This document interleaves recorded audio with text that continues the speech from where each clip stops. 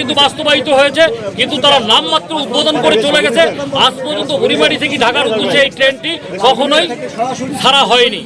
আজকের এই দাবি নাই বুড়িমারি এক্সপ্রেস লাইন, আর কোনো দাবি নাই বুড়িমারি এক্সপ্রেস লাইন, আজকের অবরোধ সফল হোক, সফল হোক, রাজপথ অবরোধ সফল হোক, সফল হোক, রেলপথ অবরোধ সফল হোক, সফল হোক, জনগণের অবরোধ সফল হোক, সফল হোক, দাবি মোদের একটাই বুড়িমারি এক্সপ্রেস লাইন, দাবি মোদের একটাই বুড়িমারি এক্সপ্রেস লাইন। জেলা পুলিশ সুপার মহোদয়কে অনুরোধ রাখবো যে এই ঘুষখোর ওসিকে আপনি 48 ঘন্টার মধ্যে প্রত্যাহার করবেন। এই ঘুষখোর ওসির বিরুদ্ধে আমাদের আন্দোলন হবে।